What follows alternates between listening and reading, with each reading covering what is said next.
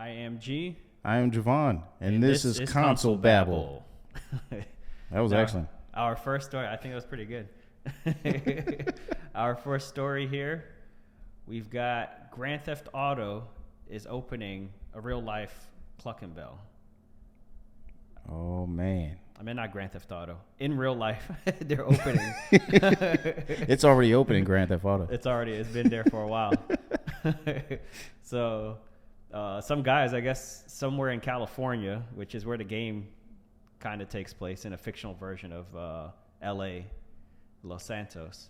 So, I don't know if it's in L.A., but they opened up a fictional version here. This is what it looks like. I think you see these guys on the streets with the same costume and everything, right? Yeah, and in the restaurant. Is the wheelchair guy a reference to Breaking a character? Bad. That's definitely a reference to Breaking Bad. You think? I don't think so. Maybe the guy's actually in a wheelchair. No, nothing against that, by the way. Yeah. It's not funny. The Grand Theft Auto is one of the biggest entertainment franchises out there. Yeah, we know that. With that said, early this weekend, a real-life Cluckin bell popped up in San Diego. Okay, San Diego, during Comic-Con. It has been described by its creators as an impressive experience and a 4-day art performance. Oh, so it's not actually open. Like, we can't just go there anytime. This is like a Comic-Con thing. Oh, man. Yeah, I was like, that's going to be on my list if I ever go to San Diego. So awesome. My sister is in San Diego. I was like, when I go there to visit her, I'm gonna visit this restaurant too. All right, let's keep on reading. 4-day art performance. It's now coming to an end. The restaurant was located Midland Road, blah blah, incredibly accurate to the one from Grand Theft Auto. All right, well, it's not open anymore. Let's just take a look at the photos. We got this photo here. Ever wanted to go to Cluckin bell from GTA? Well, now you can. Well, now they meant like right then. Yeah. Let's Dang, July 23rd. That wasn't even that long ago. I know. It's not like we would have went all the way. Yeah, nah, I wouldn't have. Man, we missed it by just a few days.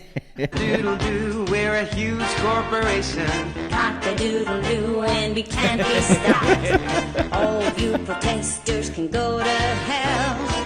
It's time for Clucking bell. From the factory farm to your plate, the chicken's life is a sorry state. The pump full of chemicals, what the hell? Oh, man. Even make my breasts swell. They're full of hormones. Wow. That's pretty awesome. Let me see these. Sprung, support your local Cluckin bell. Proudly serving Los Santos and surrounding since 2004. Oh, okay. Surrounding universes. It was such a small photo. I didn't know if I was reading that right. Let me see. I'm on the wrong view here. Okay. Wow. Cluckin bell. All right, well, that's pretty cool. I wish I was there to eat at Cluckin bell, but I don't think they're halal. Yeah, I don't know about that either. Would have loved to put their chicken up to the test against Popeyes and KFC and all those notable places. Yeah, I wonder what's on the actual menu. They got like the drink and everything else. All right, well, there isn't much more to that. Here we go. Oh, there's their menu.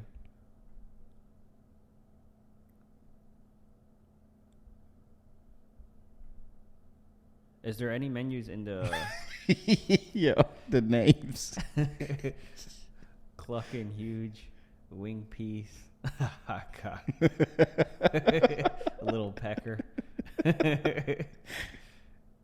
chicken sink, Little Clucker. Farmer surprise. Eat it like it, don't complain. Wow. $5 for a sprunk. Those are Regal Cinema prices. Oh yeah, that's movie theater prices right there. Eat fries or rings.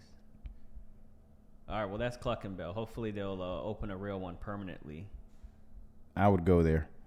Yeah. I would go there. I love everything chicken. If Take-Two or Rockstar was smart, they would capitalize. Yeah, they would open a bunch of restaurants. And we know they love money. Yeah. Stop playing with us, Rockstar. Open a Cluckin Bell. All right. What is our next story? Oh, yes. Bruce Straley launches WildFlower Interactive Studio. So Bruce Straley, as it says right here, is the co-director. Let's switch this. Co-director of The Last of Us and multiple games within the Uncharted franchise. He's had like a really big role in at Naughty Dog. So if you watch like the Grounded documentary from the first The Last of Us, he was in it a lot. So he had like a significant role. He's basically, it was like, what does it say here? Co-director. Yeah, co-director, him and Neil Druckmann. So he's all over that documentary. So it's not like somebody insignificant. So for him to go off on his own, and then at the same time as what's his name, Josh Scherr just retired. So they're losing a lot of good people. I hope, but they got lots of talent. I'm not worried about them not making good games. I'm actually more excited about this happening because brings in fresh ideas. Right, and he has his own studio, because Naughty Dog they make like really great games, but they come out like when was the last time we had a Naughty Dog game? Was The Last of Us 2. Right. And something that wasn't a remaster or something like that. Right, not a remaster. I'm not counting The Last of Us Part 1 coming out, but like it takes them so long to come out with these projects. I kind of wish they were, I want to say they wish they were more like Ubisoft, but like where they come out like an annual release. Right, annual release. I mean, but I don't want to sacrifice quality for quantity. Like I don't mind waiting, but it's like I wish I could get The Last of Us 2 level games while also coming out a little more frequently. So I think that's what WildFlower can do. Like that'll, because I'm sure if you read the description here, it says his team intend to make small-ish, creatively charged, uniquely stylized games that explore the possibilities of our medium. The studio aims to develop a small, open-hearted team of creators that want to improve their skill and still lead a good life outside of work. So it sounds like, I don't know, kind of similar to what Naughty Dog is doing, but now he has his own studio. So if WildFlower is releasing games that are up to like the quality and standard of Naughty Dog, and Naughty Dog's releasing games, then it's kind of like we're getting more games from Naughty Dog. In a way, yeah. And it depends on what they're gonna bring out, or what ideas that they have that they might be working on, because it might not necessarily be like a Naughty Dog style game. They might be doing something more along the lines of like a fantasy world, or something different. Yeah, that could be the reason he left, because if he just wanted to create more like Naughty Dog games, then he could have just stayed at Naughty Dog. Yeah. So the fact that he left and started his own studio could be like what you're saying, that he maybe has an itch to do something else. Right. That's not in line with what Naughty Dog wants to create right now. So, but as far as like storytelling and like the level of detail and stuff like that, I hope that's consistent. I hope that carries over to WildFlower. Well, I'm curious to see how this turns out. Me too. Yeah, I'm excited to see. I have no idea who Bruce Straley was. Yeah, I'm excited to see what happens, and I'm looking forward to whatever. Let's see their trailer. See if they have anything. Hi, I'm Bruce. I have some news I'd like to share. Hi, Bruce. Uncharted 4, The Last of Us, 2017, I left the industry not sure if I wanted to make games anymore. But the longer I was away, I kept thinking about this medium and everything yet to be done and everything I wanted to do still. And this idea kept following me. So I grabbed some friends and we started prototyping. And the idea started getting good. It started becoming exciting again. I didn't even know he left Naughty Dog. I need to make this game. But if I'm going to make this game, it means I have to build a team. If I build a team, I have to build a company. And well, if we're going to do that, then we have to do it the right way. It has to be inclusive, equitable, and collaborative, full of big-hearted people that want to grow both professionally and personally. The culture needs to be as iterative as the way we make games. So very colorful. We're doing it. Yeah. I'm stoked to announce our new company, WildFlower Interactive. And we've got an exciting partner that supports what we're doing and is going to help us reach the broadest audience possible. What's going on here? We already have an amazing team that I'm humbled I get to work with every day. And we need more great people. So we're hiring. Come join us. Look, doing this is... Okay, I think this part is probably going to be mostly for the people working there. Like he's going to describe the kind of environment and stuff like that. Doing a sales pitch. Right. So he told us what we needed to know, which is like what kind of games he's looking forward to making. But he's very vague. He had some good ideas. He got a team together. Basically sums up what this title says. Launches a new interactive studio. So good luck, Bruce Straley. Looking forward to seeing what you got. Yeah, I mean, you come from a very reputable background, and I'm excited to see what you do. So, Let's see what the first trailer is. We'll be talking about it on this show as soon as your first trailer for your first game comes out. Definitely. We got your back. We're going to promote it to all 10 of our subscribers. They're going to see it. They're going to know about it. All right. Phil Spencer, head of Xbox, says that the game he's most excited about, they did a survey here. Whose survey was this? Was it Xbox? So Xbox did a survey. Sound off in the replies. They asked, what's the first game you played, the last game you played, your favorite game you play the most, and the game you want to play next. So he said the first game he played is Pong, which... makes sense, because yeah. I think that's a lot of older people's first game, or at least the first one they remember. I wasn't going to say he was old, but he's old. He's an old man. No, I think I read some other article that said he would have been around 6 years old when Pong came out. Wow. So that's old enough that you could be playing video games. games. Yeah, I played my first game at 6. Probably be into arcades. You know what my first game was? What was your first? It was on the Game Gear. I played Sonic 2 on the Game Gear, and that thing ate like 8 batteries. Oh. It wasn't efficient and slim like the Game Boy with the 4 AA batteries. That thing was like the Steam Deck Mini. Yeah, so his last game he played was Road 96, which I haven't heard of. His favorite game is Robotron. So anyway, the interesting part is when they asked him, what is the game you want to play next? He said God of War Ragnarok, which is a PlayStation exclusive. Uncle Phil, no. So yeah, that's interesting. But that's what I like about Phil Spencer. He doesn't really like play into like the console wars and like Xbox is better than PlayStation and stuff. He's always talking about like, oh, I really enjoyed this game and it's like a PlayStation exclusive, or that game looks really good, or whatever. He never acts like everyone acts like no other console exists. Like PlayStation acts like Xbox and Nintendo don't exist, and Nintendo definitely pretends like nobody else exists. Nintendo's in their own bubble. Yeah. They always have been and they always will be. They're kind of like Apple in that way. It feels like the kid on the playground is like, come on, guys, let's play together. Xbox is like the cool kid. Yeah. He's not cool. He's lame. But he's cool because like he wants to play with everybody. Yeah. But they see that as lame, you know? So anyway, I think that's cool. Yeah, well, who's not excited to play God of War Ragnarok? Yeah, he'd be lying. Yeah. He's done this before. I can't think of an example off the top of my head, but I remember him mentioning like a PlayStation game that he was playing or that he was enjoying or something like that. So anyway, shout out Phil Spencer. Uncle Phil. Meta is raising. If you have one of these, if you don't have one of these, you don't. Didn't you say you wanted to get one? Yeah, Yeah. I So think I'm gonna hold out for the this, PlayStation VR 2. Maybe. If you did want to get one of these, you better get it soon because they're going up $100, and it's not a new version coming out or anything like that.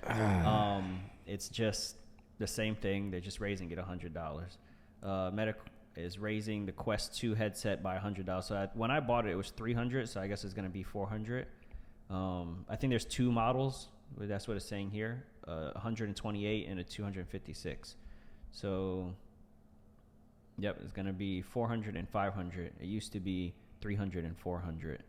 So if you guys want this, when does the price hike happen? You guys need to go ahead and grab this while it's still 300. Well, it said next month, so next month. When was the article posted? Oh, July 26th. so sometime in August.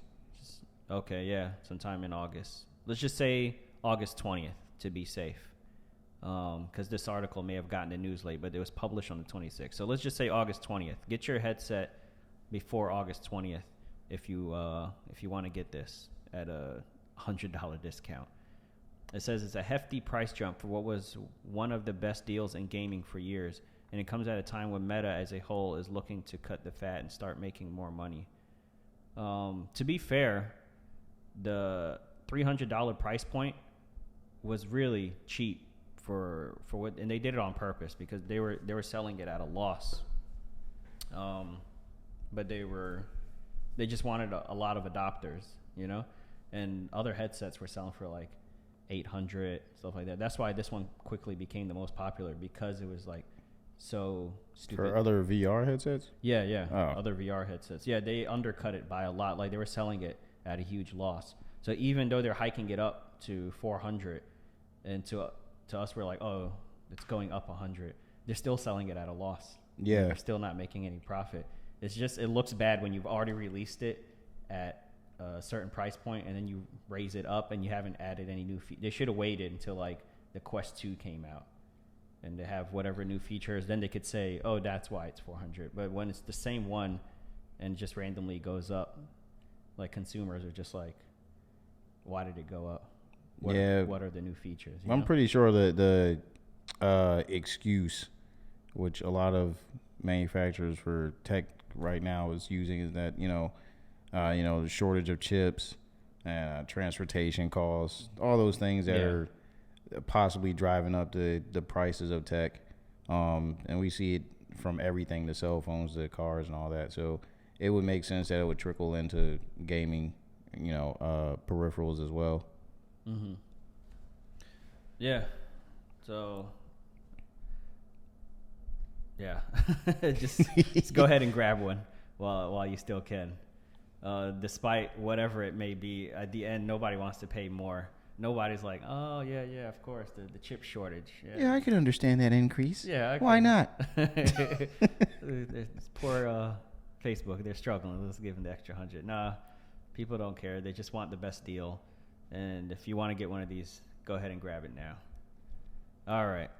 More Naughty Dog news. Did we mention this briefly in the last article, or the second article, that Josh, how do you say his last name? I think that's Scherr. Scherr. Because I'm pretty sure that it's Scherr. All right. Josh Scherr. So he's been there for like 20 years. He was in a lot. I watched like a lot of the behind the scenes and like the little documentaries that come out after the game. And he was in a lot of the early like Uncharted stuff, like Uncharted 2, Uncharted 3, behind the scenes. He was in a lot of those. That's where I'd like first seen him. So I know he's been with Uncharted for a while. He's a veteran.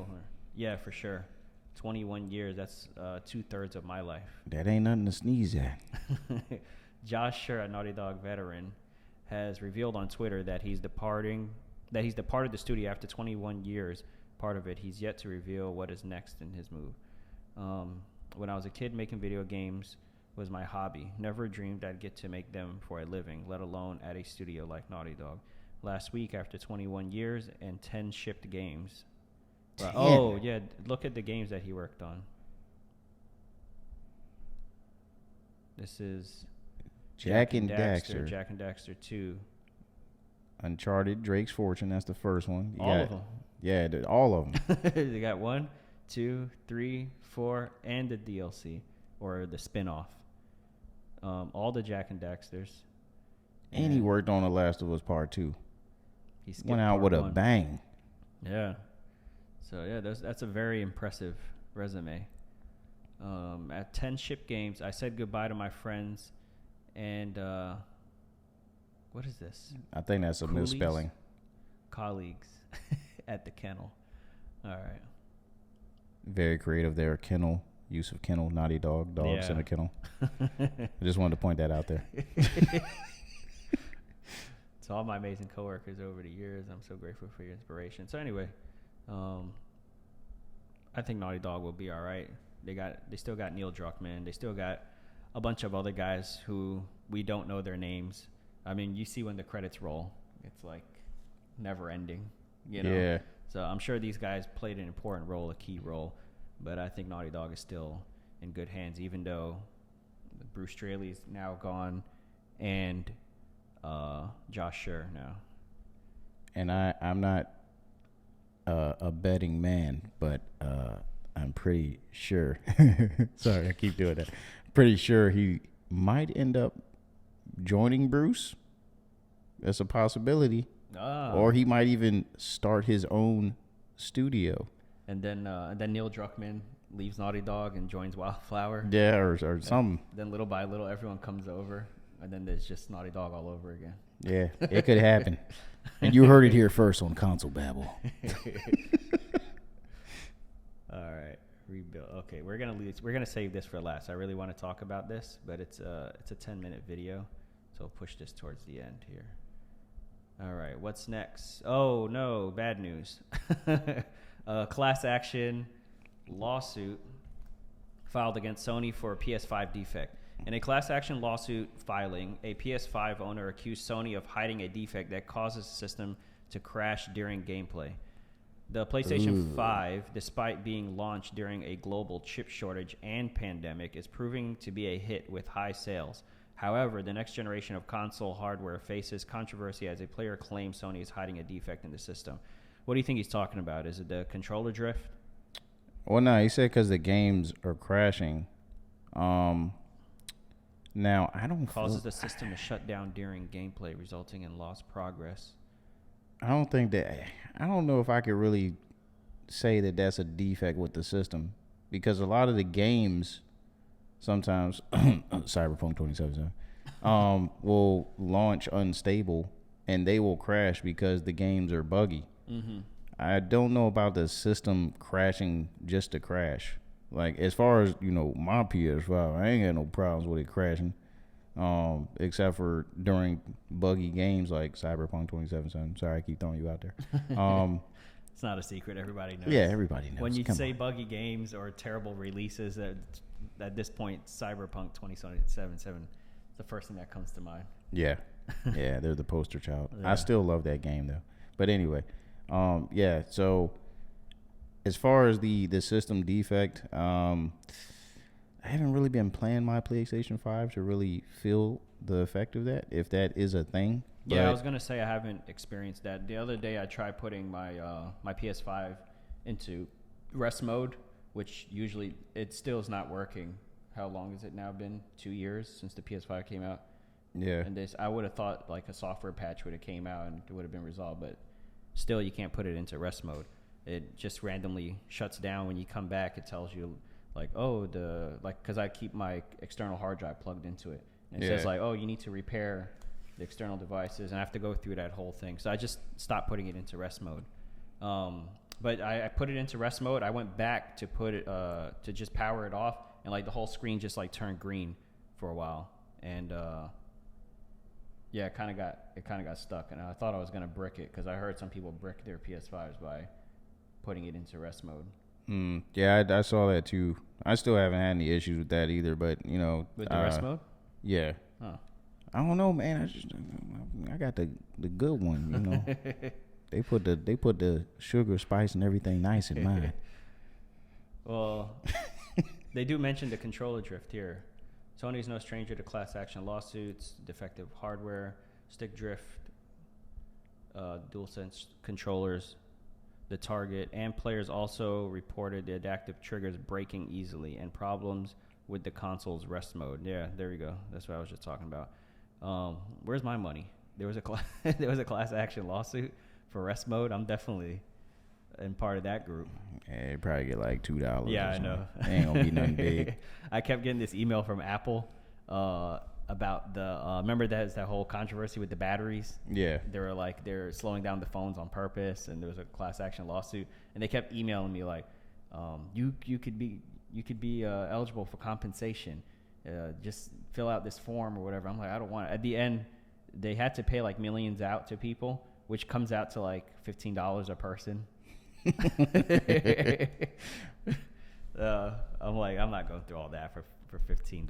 Yeah, it ain't worth it. All right, so what's going on with this lawsuit? Is it just filed? Did anything happen? Regardless of hardware issues, PS5 is certainly doing well for itself. I mean, that's nothing new. Anytime something comes out, even if it's a game, like GTA is always a bunch of lawsuits after it comes out. Movies, whatever comes out, people try to, get some of that money. Yeah, and I mean, these are legitimate issues, though. According to the article, it's just one person that filed that suit. So, usually that stuff doesn't get a lot of traction unless it's a lot of people, especially if it's the consumer. And I feel like it's just possibly a one-off. And, because every console has their little one-off things where there's some defect. Some people experience it and some people don't. But it just depends on how many of those consoles are doing that. Yeah, and that's why there's like a whole group of people who are like, I never buy release things. I always wait for second generation, and I always wait for, for them to work out all the bugs and stuff like that. So it's true, there is always a bunch of stuff that needs to be worked out whenever something new comes out. I mean, but overall it works mostly fine. It's not like it doesn't break the whole experience where I regret buying one, Exactly. So I don't know. We'll see what happens with that lawsuit. If it's a class action, does it say class action? Yeah, class action. So that means it's happening to a bunch of people. It's not like a one-off thing that happened to one guy. They have to get a whole group of people to go to court, and then they'll compensate all those people. So let's see what happens with that. All right. Billion-dollar company, Activision Blizzard steals indie artist design for Call of Duty Vanguard. So I guess there's this indie artist. He created this image here. He's somebody who plays Call of Duty, and it ends up being in the game. Have you seen this? Have you been playing Call of Duty? I have not been on Call of Duty in a long time. Yeah, I haven't played Warzone kind in a of fell while. off the Warzone. I haven't been on the new expansion, Warzone Pacific. I haven't been on any of that. So. Yeah, it seems like maybe they're getting a little more goofy, like putting Godzilla in there. Yeah, Godzilla and King Kong, and now they got this thing going on. But anyway, the story is that this character is stolen. So this is the concept art that the guy had created, and then down here they're going to show some images of what's on Call of Duty. So this is what he released. This is what is going on here. Okay, hold on. Can we look at this without the ads? There we go. So this is what he released, and this is what comes out on Call of Duty. Looks eerily similar. Yeah. They didn't bother like changing anything.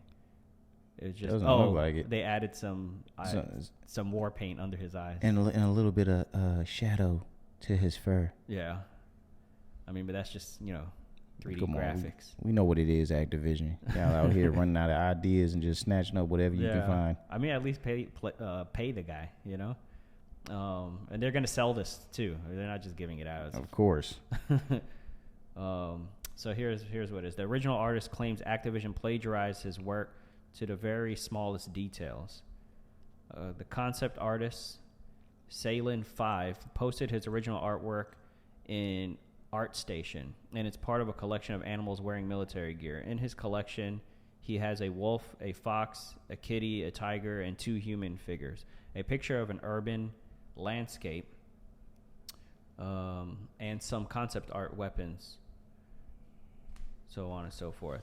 Salin5 expects compensation. He expects to be compensated for his work. He claims he's reached out to Activision for an explanation and wishes to reach out to the media so his case can be heard. He expects the situation to be settled soon because he plays Call of Duty and wishes these kinds of things stopped happening. So it sounds like he tried reaching out to them. They were just like, just ignore him. Like maybe they were like, he's just a small guy. Like, what is he going to do? Yeah. But You ain't getting no money out of us, boy. I mean, now there's articles being written on it. Now we're covering it, you know, and a big reputable podcast like ours covering the story. Console Babble, that's it, you know. This is going to be all over the place now, Activision. So they got to do something about it. Let me put this back in read mode. I don't know what's going on with this website. They won't even let you read the article. Flu Furry. Yeah, I mean, just you guys literally look at the title. You could tell whose side they're on. $1 billion company, Activision. They could have just said Activision. But they want to remind you, this is $1 billion company, steals indie artists to design. Like, they could have just paid him, like, anything, and he would have been happy about it, you know? Yeah, I mean, you know, give him and a little something. It could have been a lot for him, and it would have been insignificant. They could have paid him $100,000, and they would have made way more than that with the microtransactions. They don't even pay their employees that much, man. Yeah. The game makers. Yeah, the guys who actually create the entire game, let alone some indie artist. Yeah, we ain't gonna get into that. $10,000. Pay him $10,000. Pay him something. I'm gonna save that for another time for Activision. Man. So yeah, pay that man. Pay Saline 5. Is it Saline? Give him his credit, man. Come on, man. Saline takes me away. He was in the kitchen flouring the chicken, and then you just gonna steal all his goodies, man. Come on. All right, yeah. That's unfortunate.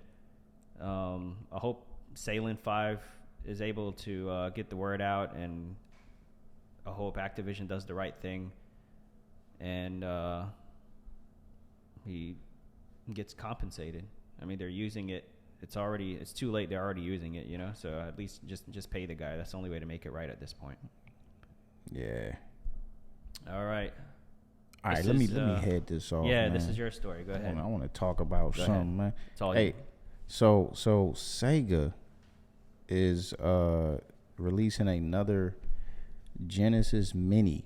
Now this is going to be the Mini 2, which apparently is releasing on October 27th, 2022, and they claim it's going to be revisiting some greatest hits from their collection, uncovering some hidden gems, and experience brand new titles. Now, if you watch the trailer, you will see that they actually have surprises on the console that you wouldn't have experienced on your original Genesis.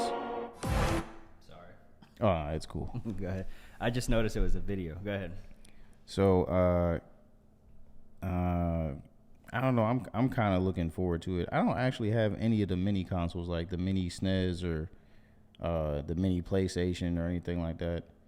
Did you get any or? No, I was kind of interested in it, like when I saw they were coming out, but I guess not interested enough to. Yeah, to go and pick spend one money up. on it. If I went to somebody's house, I'd be like, "Ooh, you got the mini or whatever," and I'd probably want to play it just for nostalgia. I mean, but I could just download like a simulator.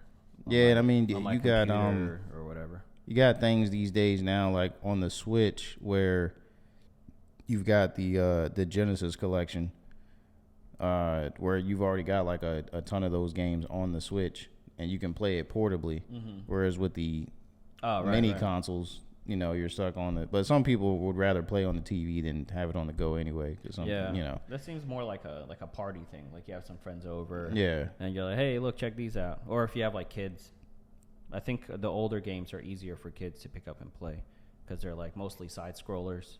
They don't have to worry about like messing with the camera angles too much, right, and stuff. So I don't know, maybe just for kids, just to have in the living room. Yeah, I mean, I would love my kids to experience what we grew up playing. Right, you know what I'm saying, and not stuck on Fortnite all the time. Jeez, man, that's way harder though. I don't know. It is like Mega Man and Crash Bandicoot. Those games were really hard. Like you had to be really precise. Yeah. It was really unforgiving. Like you either got it or you didn't. There was no like aim assist or like invisible ledge where like you got close enough and it just makes you land. So like, no, if you missed it, you missed it. Yeah, you had to be skilled. Yeah.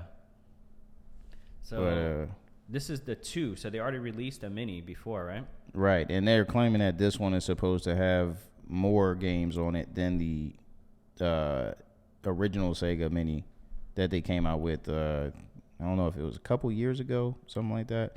But if you scroll down a little bit, you can see that they have an official site posted. They might have some of the games listed on that link. Oh, no.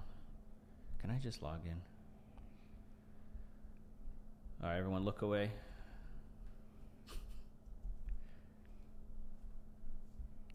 Don't email me.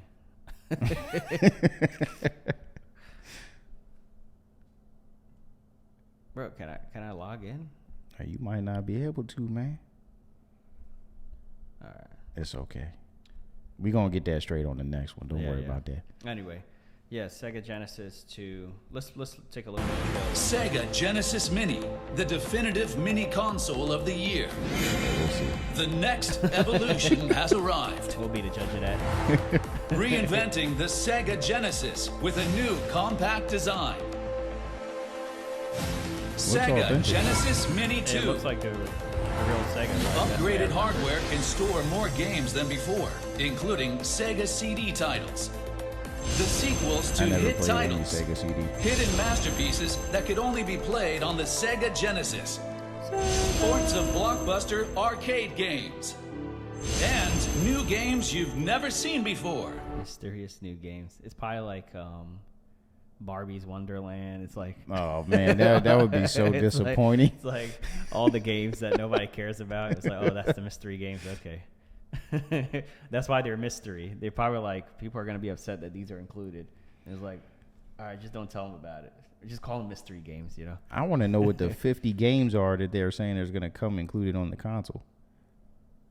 I don't know. Don't you get this on the Nintendo Switch? Don't they have like a Sega retro pack? Well, no, that's what I was saying. They got the Genesis collection on the Switch, Yeah, which yeah. I own. Some of my favorites are on there, like Streets of Rage, Sonic, of course. You got to have Sonic. Yeah. And Vector Man, a couple other titles, Phantasy Star, stuff like that. But yeah, man, I don't know. I'm kind of excited for it. I would like to see a price, which I do not see. All I saw was a release date. Now, if y'all trying to smack people across the head like this, a full blown. How much was the first one? Do you remember? Oh, I don't even know. 'Cause like I said, I didn't buy any of the other ones, so. Let's do a quick Google search. Let's check that out, man. Google. What is it called? Sega Genesis Mini. Mini. Shopping. Oh, look at that. Wait a minute. Wait, 100. Oh, that's used. That's used. That's Amazon, secondhand. 100 and almost $200. I don't know. That's a lot. That's a lot, man. Yeah, I'm not willing to spend that for what? That's Nostalgia? almost a Switch Lite. Yeah, $200 for some nostalgia. I'll pass. Yeah, it got to be some real good nostalgia. All right, let's see. Next story we got. PlayStation finally acquired Bungie.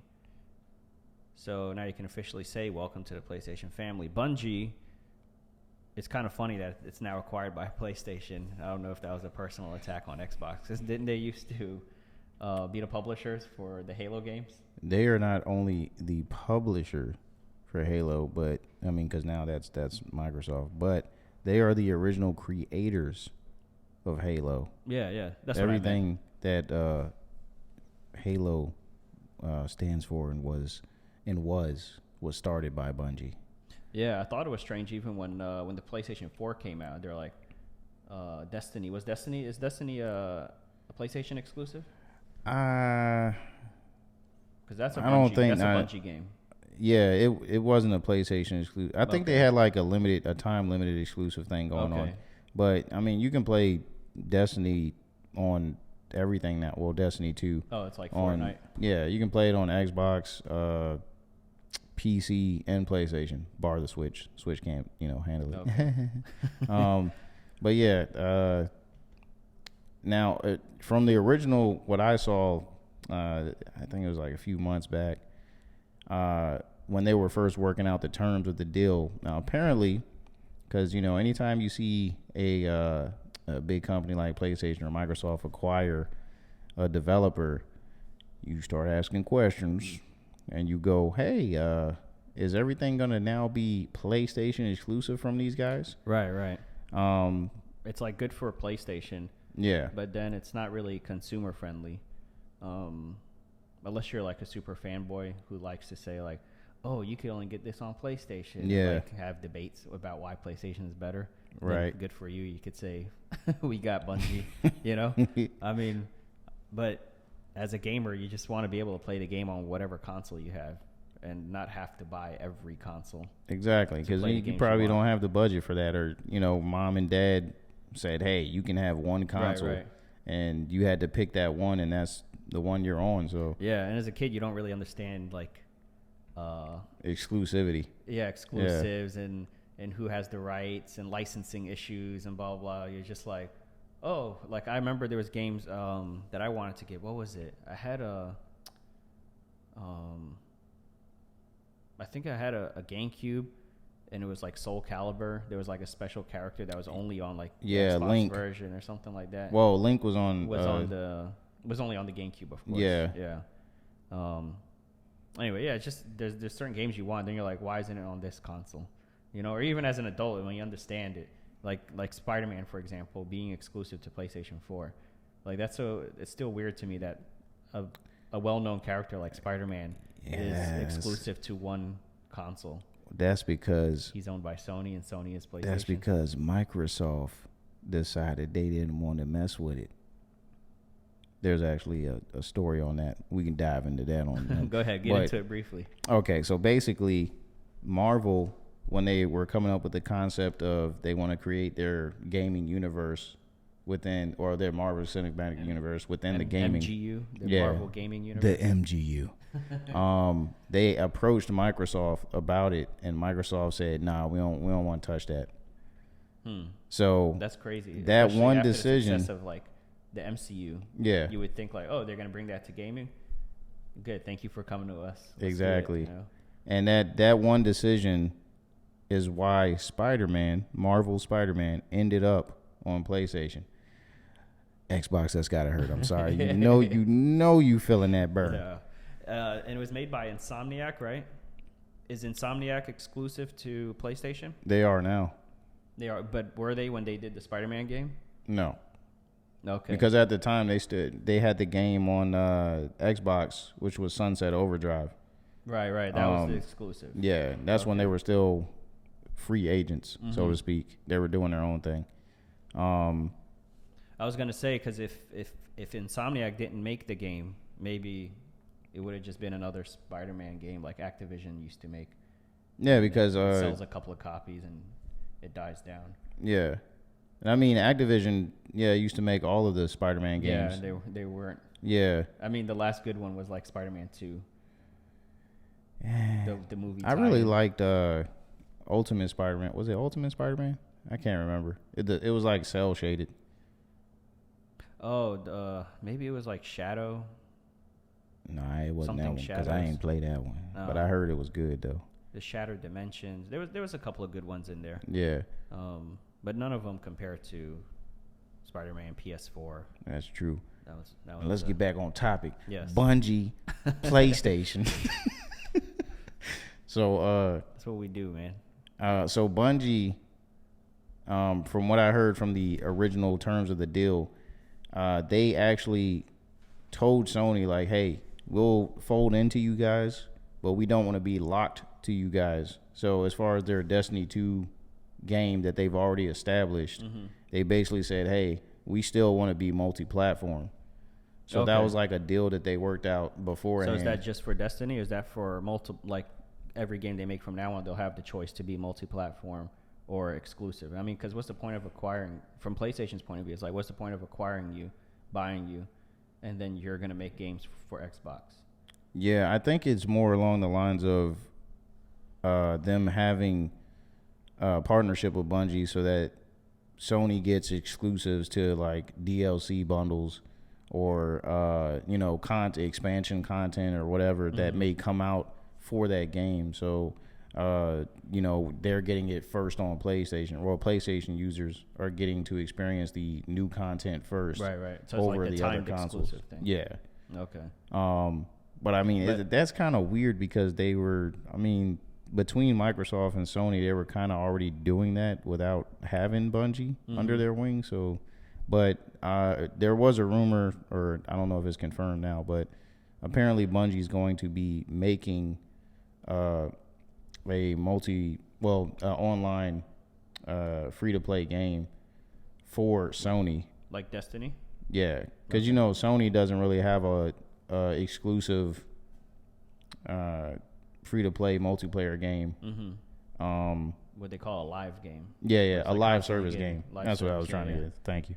They don't really have a exclusive one, so Bungie's apparently going to be working on that for them. I think that's also part of why they worked out a deal with Bungie to acquire them, because Bungie's so good in that space that they feel like they could bring that to Sony.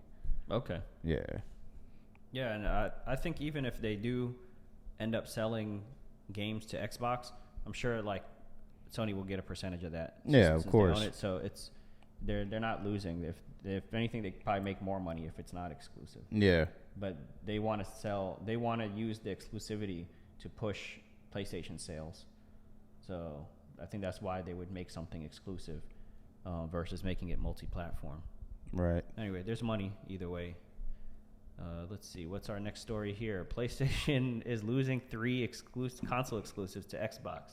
So speaking of exclusives and PlayStation and Xbox, they're losing 3 of their exclusives. Wait.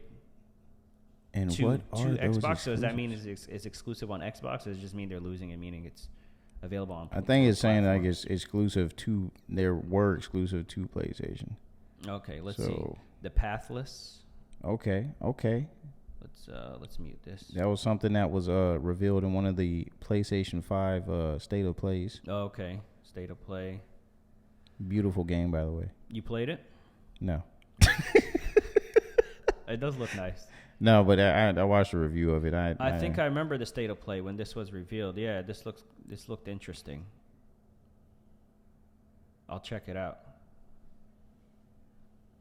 So it should be on both consoles now, right? Giant squid. Yeah, I remember this. Yeah. It's like an eagle companion or something like that. Yeah. I didn't fully understand what the gameplay would be like, but it looked very interesting. The art style is very unique. Like you said, it's very beautiful. All right, so that's one of the exclusives. Not huge. It's not like they're losing like The Last of Us or like Spider-Man. And it came out in 2020. Yeah. So it came out at the launch of the PlayStation 5, basically. Yeah, they had like 2.5 years of exclusivity. Let's see, what's the other one? Solar Ash. Let's skip around here. This kind of has a similar art style. Is this the same developer? The other one was Giant Squid. I don't think what it is. Heart Machine. Yeah. Very similar art style though. The indie look. So it's a bunch of indie games. It's not gonna hurt them too much. And this one, I remember this came out with PlayStation Plus. Yeah, I added it to my library, but I didn't. I got stuck on the first level. I think I was just doing something else. It's one of those like puzzle games. Yeah. You have to really think. And I was trying to multitask. It's not the kind of game you can multitask. So maybe I'll give it a second shot. So anyway, that's not too big a deal. Yeah. But they got to make the title like that so people like us can click on it. But honestly, I honestly don't mind if it's like you said, like because those games are not like heavy hitters. Mm-hmm. Right. It's good when some games lose exclusivity because then it opens up to a wider audience. Right, and games like this is not like highly anticipated. You know? So there were games like Limbo that was exclusive on Xbox, and then later on was on PlayStation. I love Limbo. And then when it was on PlayStation, I'm like, oh yeah, that game looked interesting. Now I can play it, and then I would play it. Yeah, Limbo's everywhere now. But I didn't mind that it was exclusive for a few years on Xbox because I wasn't like super pressed. To play it right away, like on release day. Yeah. I played it on release day. You did? Just putting it out there. That game was fun, man. I still haven't beaten it, but it was pretty good. Oh, hey, look, it's the dog. Bleeding into our other topics. Yeah. Just can't get away from them. All right, let's see. Xbox. Comes to an Xbox Game Pass as dusk falls inside Watch Dogs 2, and more. So this is like basically the PlayStation Plus equivalent, right? This is your free games at a month on Xbox. Yeah. Although I wouldn't say that because that's the equivalent to PlayStation Plus on the Xbox side would be games with gold. Game Pass is just the equivalent to like PlayStation's PlayStation Now, where it's like the streaming. Right. But yeah, they seem to always have better titles on Game Pass than games with gold, which are the games that they just give away. Which, let me see. Are you familiar with any of these games? Or is this a good lineup? Well, As Dusk Falls, that's a day one exclusive. Oh, so this is a new game. Yeah, that's it. Well, I don't know if it's exclusive, but it is day one on Game Pass. Right. Sins of the Solar Empire. Yeah, I don't know nothing about that. Watch Dogs 2. That's a good grab if you've never played it. Yeah. Definitely a fun game. MotoGP 22 motorcycle racing game. If you're into that, knock yourself out. Inside. I saw some other article that was like the best game ever released on Xbox Game Pass, and they're talking about this game, Inside. Well, I'm definitely gonna check that out because I have never played it and I always wanted to. It kind of gives you the Limbo vibe, honestly. It does. That's what I thought it was. Yeah. I'm like, oh yeah, Inside. That's that game. And then I was watching it. I'm like, no, that game wasn't called Inside. Yeah, it's too colorful. Yeah. Then I was watching this. Yeah, he had a red shirt and stuff like that. The camera angle. It does remind you a lot of that game. I wonder if it's the same developer. Do you know who the developer was for Limbo? No. I'm embarrassed to say that. I don't know Its what moody art developer style, is. ambient soundtrack, unsettling atmosphere. Hey, but whoever made Limbo, shouts out to you. Shout out and your Limbo. whole team. Shout out Limbo. Bend it backwards. All right. PlayStation VR 2. We haven't had an update on this in a long time. They announced it, and it wasn't much of an announcement. It was just like controller, and this was the whole announcement. This picture right here. Yeah, it was. Hey, it exists. It was. They're doing the same thing they did with the PS5, where they like trickle out. It's kind of like how you get like leaks and rumors about like some phone, and it builds hype. It's okay when like someone else is leaking it, but it's kind of like PlayStation is doing their own like leaks and rumors. Yeah, it's like, will you guys just announce something? Can you guys just have like an event on stage and just tell us everything all at one go? Anyway. That would be nice. They announced this like probably a year ago at this point, and now they're showing us this. So it's not a much, but it's just a little bit more, just so we don't forget about it, because I almost did. The road to launch for PlayStation VR 2 is in full swing. Okay, and we can't wait for you to try. There we go. Can't wait for you to try the exciting new games and experiences you'll be able to explore with our next generation virtual reality headset as we continue to launch, blah, blah. Let's take a look. So basically it's what the game will look like. So this looks like Horizon, right? This is definitely Horizon. This is what the menu, so it looks like the PlayStation menu, very similar, just different options, of course. So you control the screen brightness, VR headset vibration. You could vibrate your skull, I guess, if you get smacked in the head or something. Immersion. Very immersive.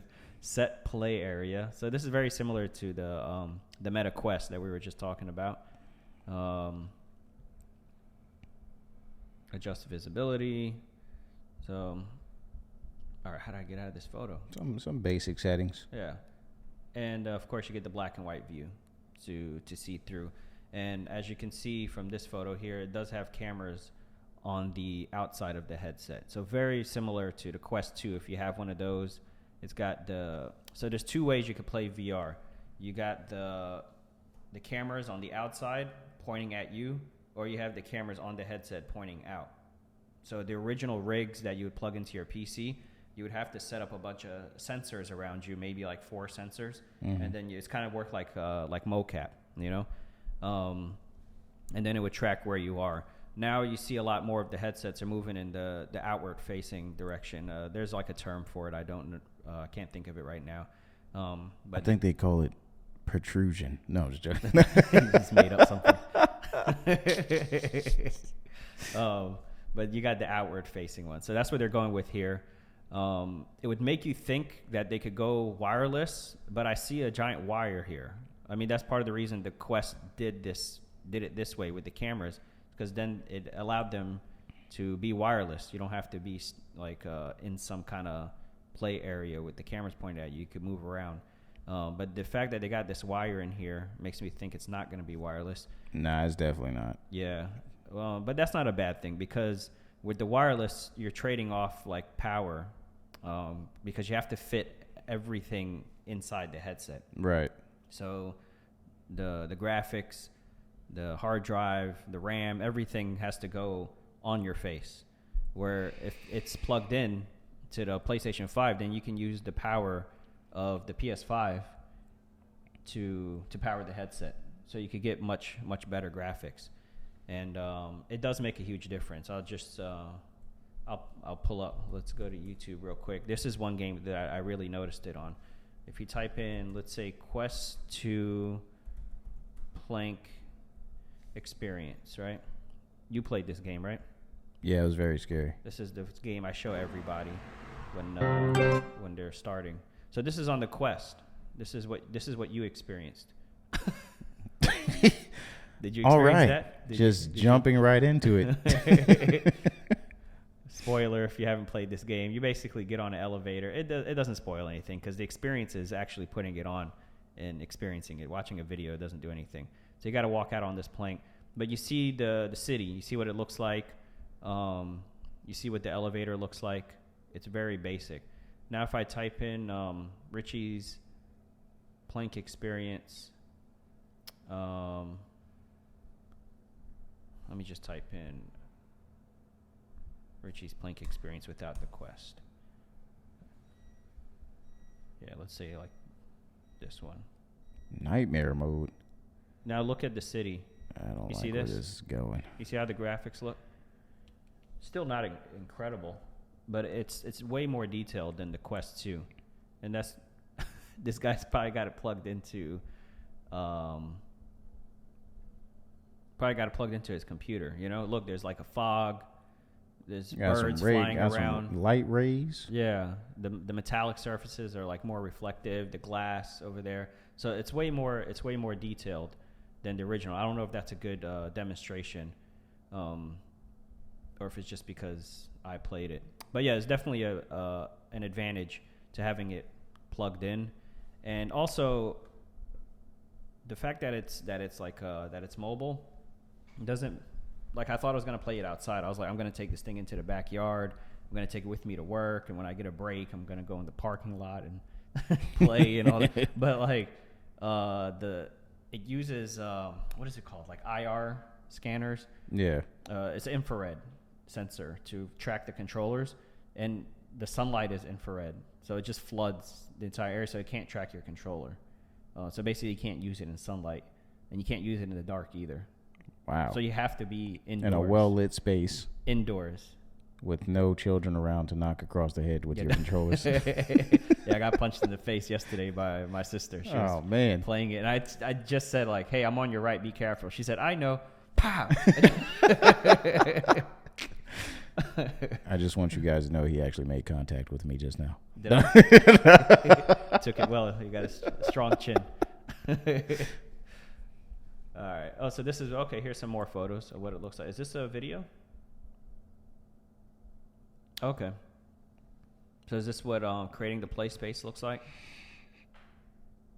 Not sure what's happening here. That's very detailed.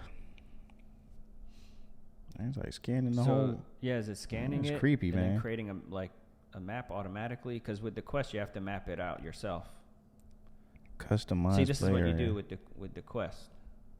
Well, we should touch on those features that they're listing in these little topic areas. All right. Because I like that. Did you ever use the original PlayStation VR? No, I've never used it. Yeah, Did me you? either. So I don't really know how it compares. What the I mean, they're listing these features, so they must be new compared to the first one. Right. Well, the see-through is definitely new. The first one didn't have cameras on it, so I know that. Yeah. So you got a see-through mode, like we said. We just explained that lets you see through.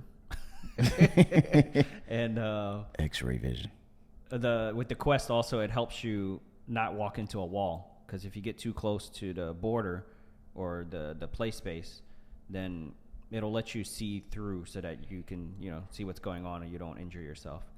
Broadcast yourself while playing. So I guess you could point the PlayStation camera at you and put yourself in the corner, and that's all built in. For you streamers out there. Right, for all the streamers, all the Twitchers. Yeah. Is that what you call them? Be twitching. You could do that, and it's built in. So that's pretty cool. That's a feature that's not included with any other headset that I know of. And I'm not sure, like I said, I'm not sure what this is. New broadcast. Maybe this is part of the broadcasting thing? No, that's the... customized play area. Scanning your play area. Customized play area. What is... Okay, play area can be customized by using the sense controllers and embedded cameras. The cameras will allow you to scan the room and expand further, customize the play area to fit your play style and room environment. So is it going to create like a virtual world? Like, is it going to scan that there's a couch here and then create like a virtual couch you could sit on? I think it's implying that it'll scan the objects in the room and kind of make the borders based off of things that could be in the way. But you could do that here, which I'd rather do myself because it's not that hard. You see how they draw the line here? Yeah. And then it creates this grid here. Kind of reminds me walk out of it. Of the app that's on like the Apple Store, where you can like measure a room with with the Apple. Ruler. Yeah. Yeah. But if they could do this, where it like scans your room and then creates like in VR objects for in place of the real life objects, that would be really cool. Yeah. I would definitely want to play around with that. And creepy. And that's what they show, like whenever you see like a movie or something, it's always like they put on the VR headset, it like scans the entire room and then just changes those objects into something else within the world. Yeah. So if they could do something like that, that'd be really cool. VR mode and cinematic mode. In VR mode, players can enjoy VR game content in 360 view, of course. Content would be viewed by 4000 by 240 HDR video format. Ooh, 240 per eye. That's more than 4K, because 4K is like... Actually, no, it's just a little less than 4K. 4K is 2060, right? Or 2061 or something like that. So it's almost 4K per eye and 120 hertz frame rate. 90 to 120, and the human eye sees at 60. So that's plenty. Hopefully that'll help with like motion sickness and motion lag and stuff. Cinematic mode, players can view the PS5 system UI and all the video, non-VR game and media content on a virtual cinema screen. Okay. Oh, so you basically will be sitting inside, like in the world. There'll be like a giant like movie theater screen. And you can that'll be displayed in 1080. 1080, right. PSVR developers will begin to access the latest user experiences in a new system software releasing. So they're still working on it. It says at the top here that they are in full swing. So hopefully we'll be getting some sort of event where they demonstrate and demo some more things. We know what that's going to be. That's going to be a state of play. You think it'll be a state of play? Yeah. Or you think that would be a big where they show off the use of it, like have a demo of how the VR works in person, and they'll probably show off more VR titles that are exclusive to PlayStation VR. Yeah, I heard they're gonna have 20 exclusives at launch. That would be awesome. Yeah, 20 launch titles. So there's plenty of games to go through. Hopefully they're long games, because VR games tend to be a little shorter. Yeah. And they tend to be more like mini games, But hopefully they could have like fully fleshed out, like console level experiences. But on VR, That was amazing. All right, PlayStation. Have you heard about PlayStation Stars? I have not. What is that? So PlayStation Stars it's like a rewards program where they'll like encourage you to like. Oh, wait a minute, a loyalty program? A loyalty program. But hold up. Like playing games. I'm always loyal to the PlayStation brand. Yeah, let me see if they have like a. All right, another Google search real quick. Let's look up PlayStation Stars. There we go. Introducing PlayStation Stars, all new loyalty program. Wait, join for free. Complete campaigns and earn rewards. Throughout our company's 20. Let's just jump to the bullet points here. All PlayStation Stars members will have opportunities to earn loyalty points. Points can be redeemed in a catalog that may include PSN wallet funds. So you could just play games and then earn money to buy other games. Not my ducats. Not my PSN ducats. Select PlayStation Store products. As an additional benefit, PlayStation Plus members enrolled in PlayStation Stars will automatically earn points for purchases on PlayStation Store. Oh, well, I'm in there. Also, as a part of the PlayStation Stars, we're unveiling a new type of reward called digital collectibles. Collectibles are as diverse as our portfolio of products and franchises. They are digital representations of things that PlayStation fans enjoy, including figurines, beloved iconic characters from games and other forms of entertainment, as well as cherished devices that tap into Sony's history of innovation. There will always be a new collectible. You know what this makes me think of? What they're talking about is have you played what's that game that came with the PlayStation? Astro's Playroom. Something like that. Yeah. Remember, you had like the PlayStation controller and the PlayStation console. Yeah, you had that little vault. Right, and you have to like crack open it's like a quarter machine. You crack it open, you get the collectible. Yeah, that's what I think. Like you have like these 3D like figurines, because it says here, Sony's history of innovation, devices that tap into Sony's history of innovation. So it could be like an old PlayStation console 1, 2, 3, or 4. You know, all the different controllers. I don't know how I feel about that. I don't care about no digital collectibles, man. Give me some more points, man. That'll lead into my next point, into the initial article. But hold on, there was something else here I wanted to mention. They had like there we go. Monthly check-in campaign simply requires you to play any game and receive a reward, while other campaigns require you to win tournaments, earn specific trophies, or be the first player to platinum a blockbuster title in your local time zone. So you could have that as a trophy. Like, I'm the first guy to get a platinum trophy in Eastern Pacific time. I ain't trying to be no PlayStation hater, because I love PlayStation, but Xbox is already doing this, and they have been for a while. Because if you log into your Xbox and you have Game Pass, you have these things that you can turn in every day, which I forget what they're called, but just like doing things like playing a couple games on Game Pass, you get like a reward for that. Earning a certain amount of achievement points on a game on Game Pass, you get points for that. So this sounds like very similar to what Xbox is doing. I'm just wondering how it'll translate on the PlayStation side. And here's one way they could differentiate themselves. You remember the knickknacks, the 3D, whatever, collectibles. So what if? Because you don't want to just scroll through a list like the trophies, right? Yeah. So what if instead they incorporated a 3D space? They revived PlayStation Home. I mean, I'm over here pointing.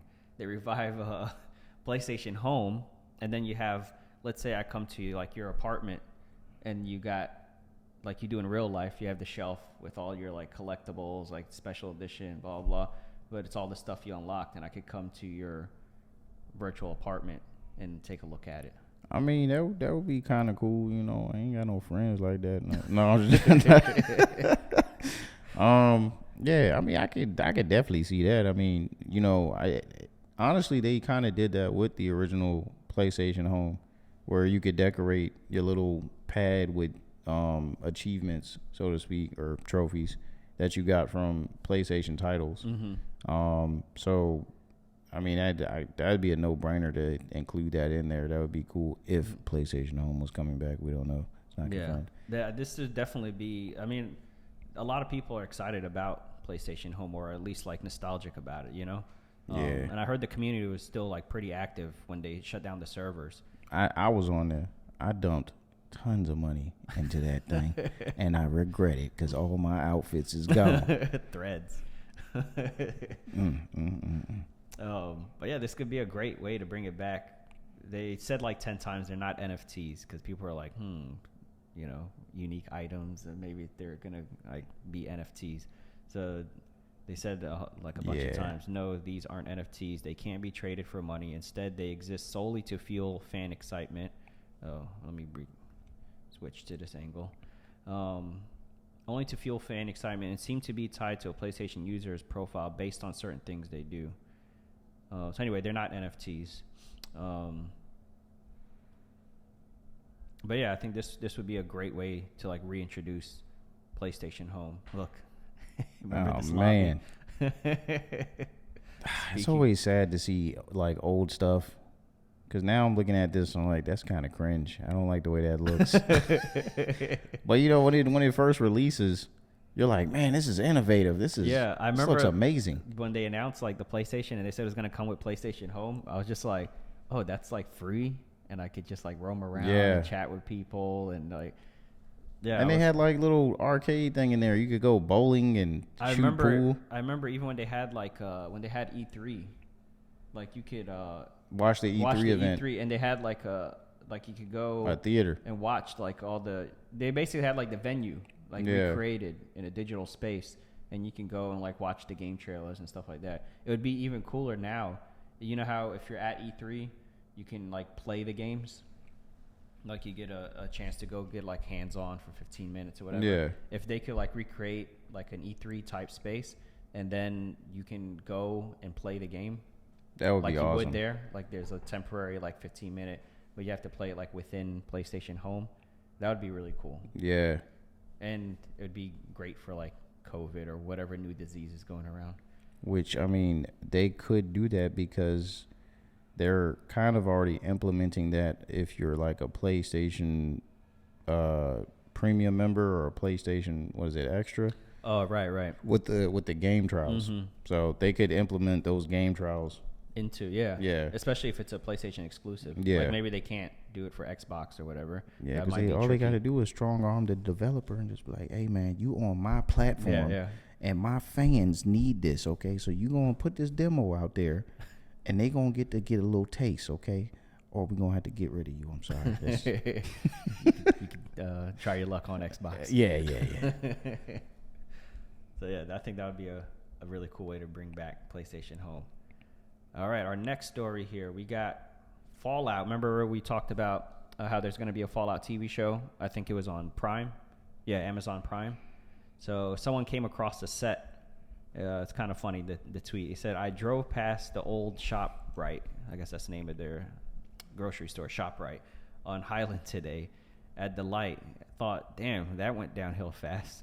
Turns out they're filming the Fallout TV series there, and it's been purposefully decayed, unlike every other strip mall on Staten Island, which has been accidentally decayed. So this is what the... Staten Island, the dump. Why won't it let me get a better look at this photo here? Let's do it a good old pinch. Is it because you're in the read mode? No, am I in read mode? Yeah. Okay. That's the issue. Oh yeah, and look at the car. Man. They got the old, old yellow Steelies. Yeah, this is this is definitely on theme. I didn't even know they was making a Fallout show. I mean, we were on the, last episode we were talking about all the PlayStation shows that are coming and the movies. The adaptations and stuff. We did mention this. You must have forgot. Fallout? Yeah, we mentioned Fallout. I don't remember that. Man. Yeah. Go back. All right, I'm gonna have to go watch our own episode. Yeah. But this looks really good, doesn't it? Yeah, I mean it looks authentic to the game's universe. Have you played the game? Of course. Which one did you play? 4 and New Vegas. 3. I did not play New Vegas. Okay. My dad did. He was a huge fan of Fallout New Vegas. Okay. Yeah. Yeah, I remember somebody at GameStop recommended it to me, and I didn't really understand RPG, so I kept running into the areas that I wasn't supposed to be at yet and getting killed. Creamed. Yeah, and I was like, what's going on here? And I wasn't clear where I was supposed to go, which I guess some people like that. Open world, baby. Open world RPG. But I was just confused. So I ended up moving on to some other more linear game, you know, like Uncharted 2 or something. But yeah, that's how it's. If you guys are excited about the show, it looks like it's coming along really, really great. I did dabble in the game a little bit, so I understand that it's like, you know,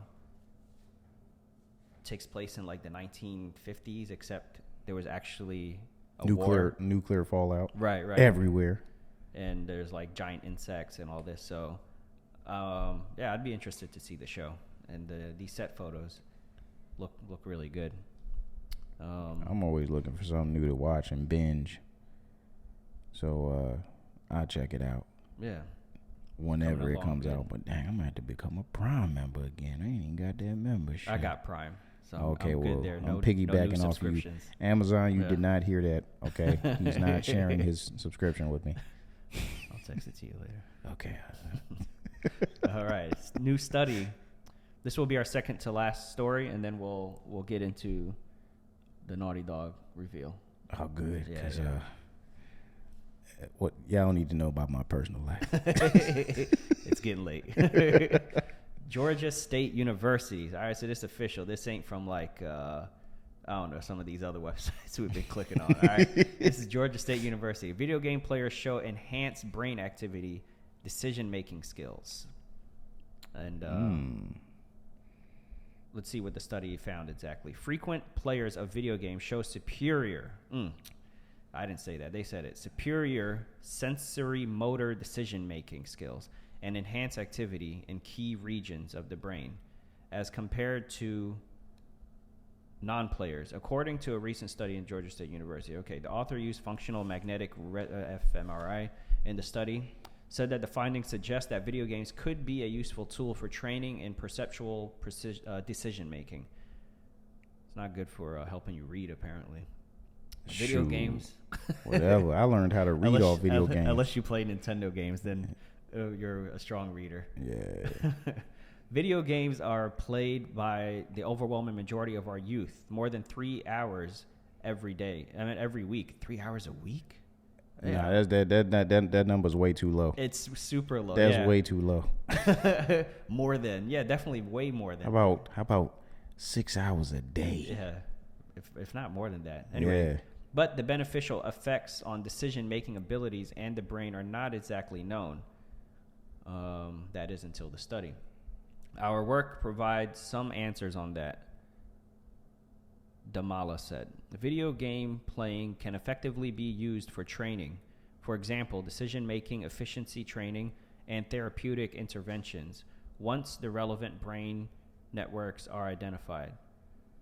Damala was the advisor for Tim Jordan, the lead author of the paper, who offered a personal example of how such research could inform the use of video games for training the brain. So Jordan, who received a PhD in physics and astronomy from Georgia State in 2021, had weak vision in one eye as a child. As part of a research study, when he was about 5, he was asked to cover his good eye and play video games as a way to strengthen the vision in the weak one.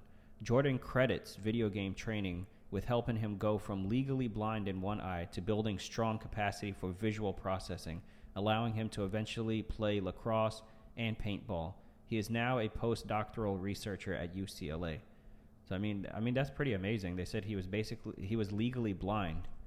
So it's not like it was just like slightly weaker in one eye. I mean, he was legally blind in one eye, and through training, they had him cover his good eye and play video games with his bad eye, and it strengthened it enough that I don't know if it matched his other eye, but it says, he was able to carry on and play sports and do things normally. That ain't never worked for me.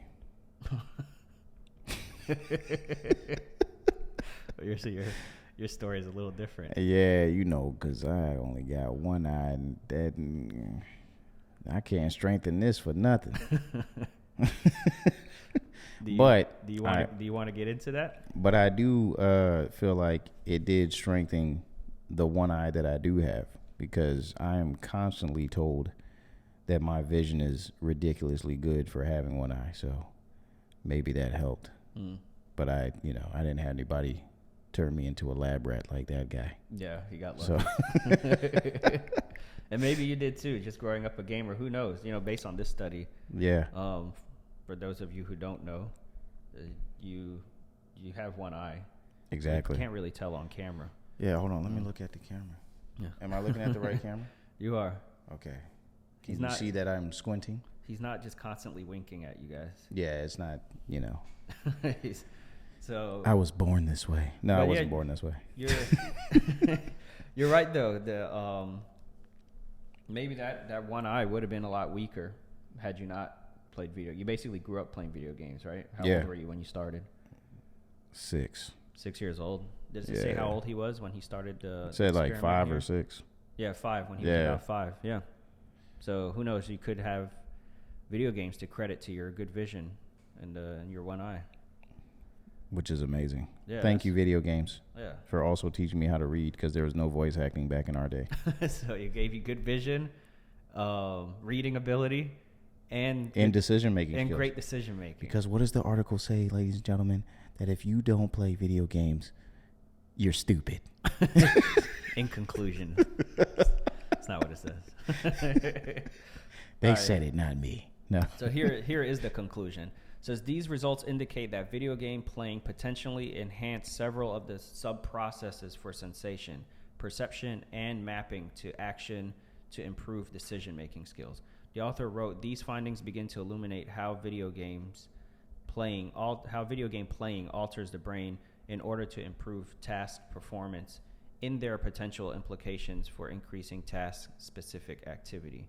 The study also notes there were no trade-off between speed and accuracy for response. The video game players were better on both measures. This lack of speed-accuracy trade-off would indicate video game playing as a good candidate for cognitive training as it pertains to decision-making. So, but they said specifically here, the word that they used was, hold on. Sensory motor decision making. You know what that sounds like to me? What's that? Sounds like a fancy way of saying muscle memory. But I think it's decision making, not just like, should we eat this or should we eat that? But it's like a decision making that involves movement, like driving, for example. So as you're driving, you're making a bunch of decisions. You're checking your mirrors. Should I switch lanes? This guy's slowing down. Should I hit my brakes? Should I go around him? Like you have to make a decision, and then you have to act on that decision. So you're doing two things. You're making a decision and then acting on it. And you could do that quickly. And if you think about it, that's all video games is. Like you're deciding what button you need to press. And the quicker you can make that decision and press that button, the better you are at video games, Muscle memory. Yeah. If you do something over and over again, repetition, it becomes memory, and your muscles instinctively do these things without having to think about it. Exactly. No. And so to me, to make it more concise, and to sum it up, basically they're saying that video games help to create muscle memory through enhanced brain activity, because of your constantly, for instance, you're playing a game that you're constantly having to do these complicated motions. Well, if you play that game over and over again, you develop that muscle memory to, tackle those puzzles or platforming sections that were in the beginning challenging to you. But once you get used to it and you get better at it, you develop that muscle memory. Then, you become better. Yeah. Evolved. Stronger. Javon, ladies and gentlemen. Thank you. Javon. I'm here all week. All right. Let's go ahead and get into our last story. Oh man, I've been waiting on this. Yes, me too. I'm so excited. We did not. Let's look into this one. We did not watch this. As excited as we were, we waited for the podcast so we could watch it with you guys. So let's go ahead. This will be our last segment, and then we're wrapping it up for the night. So let's take a look at this. You may have already seen this. It's been out for, when did this thing publish? It's been out for a few days. The 21st. And what is it now? The 31st. So it's been 10 days. 10 days. A week. It's been out for a while. 3 But days. you still may have not seen it. Yeah. So And we didn't watch it on purpose so we could save it for you guys. So let's get into it. There will be commentary from us, by the way. Yeah, so there's going to be pausing. If you just want to watch the video, go watch the video.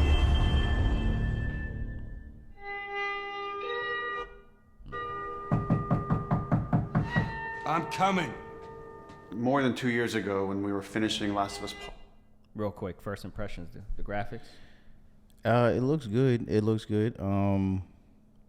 The animation of Joel walking just now looks a little weird to me, but I'm pretty sure they're going to use the same mocap from the original game and just I'm coming. add the new textures over. More than 2 years ago, when we were finishing Last of Us Part 2, and we were working on those flashbacks within that scene for the first game, we got excited with the idea of like, oh man, what if we made The Last of Us Part 1 to look as good, if not better, than what we have done with Last of Us Part 2, which we really pushed the boundaries of like what we could do from gameplay and a graphical standpoint, and felt like if we do that, we could actually come even closer to our original vision of what the first game would have been had we not been constrained by technology. Okay.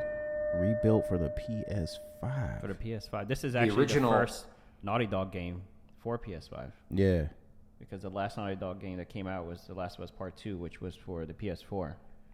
Which they did an update for the PS5 so that we can have 60 frames per second. But it's not a native PS5 game. Right. So this is the first native PS5 game by Naughty Dog is a remaster of a PS3 game. Of course. Creative vision of The Last of Us, I think in a lot of ways was larger than what the PlayStation 3 was capable of. The tech of the PS5, it's like an open box of tools and goodies that we can play from and draw from. The 4K, HDR, improved haptics, 60 frames, help us to reimagine The Last of Us. Ooh, look at that facelift. It gave us opportunities to build our characters at the highest fidelity. Oh, yeah. Not only are the characters more detailed, I mean down to the I see some lighting changes as well. These guys' eyeballs looked super strange. Do you remember this scene? Yeah. Like the guys. Claymation. Yeah, that's Uncanny Valley all day with that. So, yeah, this is gonna look a lot better. Is in the pupil depth, the pupil depth. That's exactly what we were just talking about that. I didn't know pupil depth, but I knew the eyes looked weird. All into the eyes of the characters. These Aside from eyes that, look really good. The facial animation is just way more believable. Like all the nuances, all the little subtle reactions, glances, glares, right? Like you get all of it almost closer to sort of the original performances. So no matter what, you stick to me like glue. Like glue. Got it. Good. We are able now to not only just have the highest fidelity characters in the cutscene, but also in gameplay. It's the same character, so now we can do. I'm waiting for them to get into the gameplay, because so far they're showing us a little bit more of the graphics and stuff, but we already got to look at that. So I'm really excited to see what the gameplay looks like. The action gameplay. So a lot of it's been like the walking stuff. Oh right. Yeah, we've seen that. Yeah. These seamless transitions in and out. Every part of the game has benefited from seamless transitions and emotional scripting. Pretty good, huh? Our stories happen in gameplay, on the stick. She knew my mom. All this stuff is designed to keep you constantly in this world. Riley, come here. No, you got this. Go. It looks great. Yeah. Pizzeria. One of the things that the PlayStation 5 is really enabling is that we're able to have a density of physics objects in a scene that we could never do before. Like this has always been the dream, is to have this number of bumpables, chippables, breakables, destructible objects in a scene. It just makes the world feel that lighting, rich, man. makes it feel lived in. Yeah. Materials kind of have these the look like properties that cutscenes. you'd expect. the turret truck in Pittsburgh, when it's firing at you and it's just ripping apart the concrete and sending objects flying left and right. Seeing things break, like there's fear, there's a real fear that it invokes. And it's giving us a much more dynamic range of gameplay to play with. Around him! Our AI tech has just increased incredibly. What we were building the basis off of was The Last of Us Part 2's AI. No. And it has sophisticated systems for things like the fundamental knowledge model of how these NPCs perceive and understand what the player is much more sophisticated. Now how the enemies are communicating with each other, how they're chasing you. All right, the AI is like way more realistic and really tough in The Last of Us 2. Yeah. They were always working to flank you. They're always like communicating with each other, stuff like that. And so that's going to make it more realistic and a lot harder to play. Yeah. Were you about to say something? Oh, no, I was saying it was just cool to see kind of like them showing like the raw developer mode a little bit. Oh, yeah. With the NPC tag and all that. Right. I thought that was pretty cool that they would actually put that in the trailer. Yeah, some behind-the-scenes stuff. Yeah. Flanking you, how intense that fight feels. It's so much more rewarding coming out of it from the other side.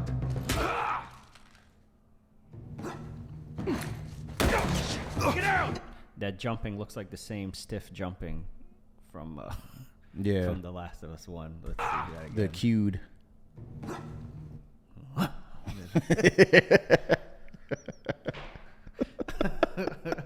He like T-poses down to the ground. Yeah, so they didn't change the animation. We're gonna lower you with the wire now. Get out! One of the other. On a side note, this scene is gonna be in the TV show. Oh. I saw some set photos of this part right here. Yeah. And they said the photos did look exactly like this, like the cars that you would take cover behind and everything, and the house where the sniper's shooting from. So this part is going to be in the TV show. AI improvements is the buddies. The buddies technology that we developed for The Last of Us Part 2 has this very sophisticated understanding of like, okay, this is where the enemies can see their exposure. We not only have exposure, we have future exposure. So buddies can know, okay, that enemy is walking forward and they're about to round this corner. So in 3 seconds, that corner is going to be exposed. So I'd better move now to avoid this enemy seeing me. This really lets the buddies make very complex decisions and name. Oh, it took me a while to know what he's talking about. He's talking about your, like, Ellie. Yeah, or anybody else. Because they used to just, like, dart out in front of the enemies and you're like, ah! Yeah. And then you realize, oh, in order to, like, not make the game super hard on you, they just always ignore your NPC. Yeah. But then it breaks the immersion when they like run across where they are and the guy just ignores them, you know? Yeah, I would Is that constantly. something you noticed in the a first lot, game? Especially with Ellie. I'd be like, dude, what are you doing? Yeah, and it would always freak out, like even after I knew, like, but every time you first see, like, oh no, you're gonna get us caught. Like it's somebody playing player 2 and just right. trolling in the game. A co-op game or something. Or like in other games, they get grabbed and then their health starts going down. Yeah. And you have to like save them on time. Yeah. And stuff. Yeah. Anyway, let me go back now that I know exactly what he's talking about. Be exposed. So I'd better move now to avoid this enemy seeing me. This really lets the buddies make very complex decisions and maintain that feeling of stealth much more believably. Another big enhancement to the gameplay is that we have this technology called motion matching. Motion matching is this technology that's basically using logic that tries to match the desired movement to a bucket of hundreds of animations. A mocap actor has gone in and run this whole gauntlet of movements to get a really full set of all the different ways a person can move. And then it's basically every frame trying to find the best matching animation that fits the path of where the character is going to go. And this motion model just gives this really seamless sense of transition. The player's movement is just a lot cleaner. It's this really smooth, organic movement through the space. First, we just had to build that core experience. And then beyond that, we wanted to add several features. That's one of the things that really stood out to me when they played The Last of Us 2 is like how fluid the movements were. Like that gameplay trailer they showed where Ellie was like running from the scars. Yeah.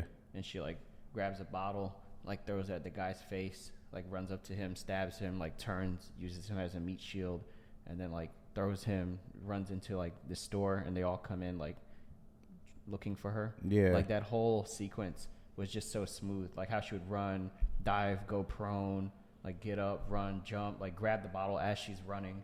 Like how all those animations like played out so fluidly. I'm like, dang, is this live gameplay or is this all like a cutscene? Yeah, it was just, that game just set a huge bar. And it's still, honestly, still a high bar for games that come after it. I'm really curious how else this is going to translate into this game, being that, you know, it's rebuilt again. But so far it's looking pretty interesting. Yeah, I'm really excited for this. Let's continue. That fans have been asking for. For example, we now have a permadeath mode. Permadeath? Along that, we've added a brand new speedrun mode, so players can time themselves. There's a whole community of gamers that just want to see how fast they can play through this game. Beyond that, we added a bunch more of unlockables. So there's all these different outfits for Ellie and Joel that people can unlock. A model viewer mode, so people can really appreciate the details. We added award-winning accessibility features. Every single accessibility option Just that like we The offer, Last of Us 2. that's a barrier removed but they said for that someone. even more than The Last of Us 2. As she surveys the apartment, her eyes wander to Joel. She steps past the couch. He wears the wristwatch Sarah gifted him, which now has a cracked face. To my knowledge, this is the first... What is that for? Like, the narrating is usually for blind people. But how do you play a game if you're blind, even with the narration? Or is that supposed to be if someone's watching you play the game, that they can also... I guess it's like live captioning the scene or something. Right, but I'm saying that feature is usually for blind people. Like if you're watching a movie, yeah, they'll describe what's going on. Or like I see it a lot in, for some reason, in Law and Order. If you ever watch Law and Order, yeah, there's always like someone narrating like what's happening. But like I said, that's usually a feature for blind people. So it's describing to them what's happening. But if you're blind, how are you playing a video game? I don't know. Yeah. That's something I'll have to look into more. That's what's that guy? There's a blind YouTuber. He always answers questions about like how blind people do stuff. Yeah. I wonder if he plays video games. I would like for him to answer it. What's the guy's name? I gotta shout him out. He has a really interesting YouTube channel. I bet you if you just go to YouTube and type in like how do blind people do anything, he'll pop up. How do blind people see? Is that why is that the first? How do blind people fill a glass? Okay, how about that? There he is. Tommy Edison, the Tommy Edison experience. That's what it is. He's really cool. Really funny guy. And he just answers a bunch of questions about what it's like being blind. Like stuff you wouldn't even think about. Like, when did you realize that other people could see? Because like if you're just born blind, like for a while you just assume everyone has the same experience as you. Then at some point you realize everyone else can see except for you. You know? Yeah. So anyway, got it on a side tangent. Shout out to the Tommy Edison experience. You guys check that channel out. You could spend a few days on that one. It's a lot of good content. Back to this. So yeah, I wonder what this feature is for. Is it I would imagine it's for someone sitting with you watching the game. I think they might have briefly mentioned it before it started going into it. Let's see. Or maybe it's for like legally blind. Like this mode maybe helps people who can barely see.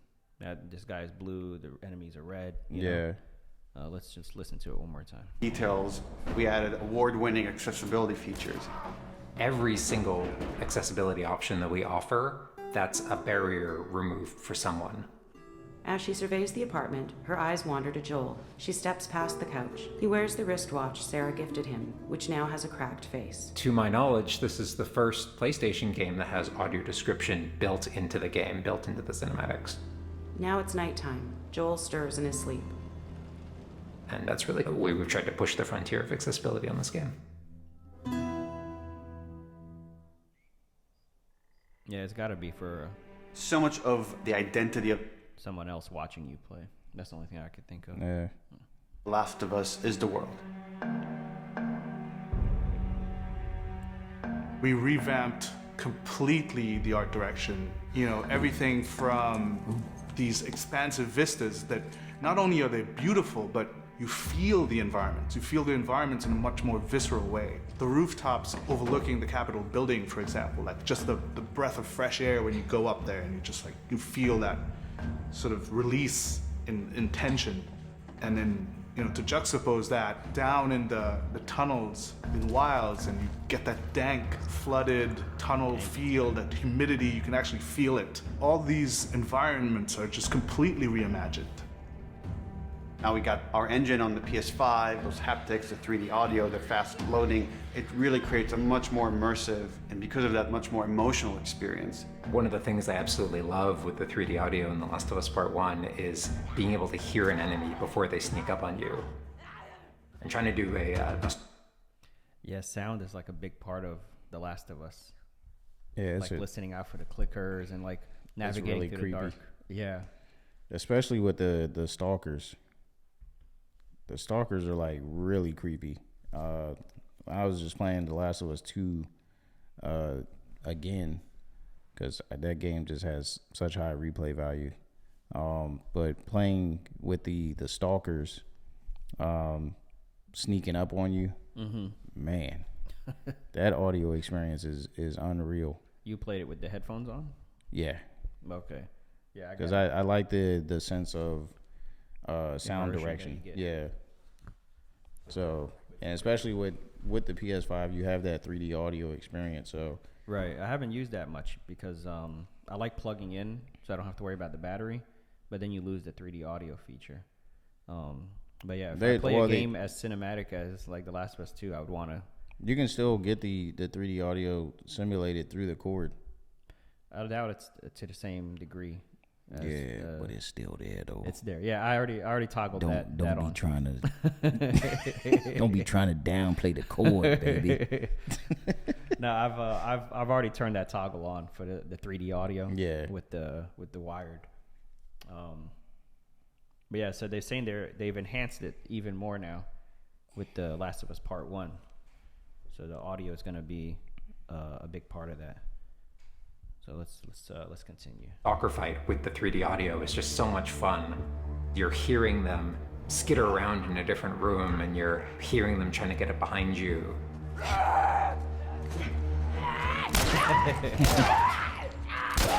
Having that two-part reaction of like hearing, turning, seeing, reacting, it just really heightens that sense of just being grounded. You are in this character, you are in this world. Yeah.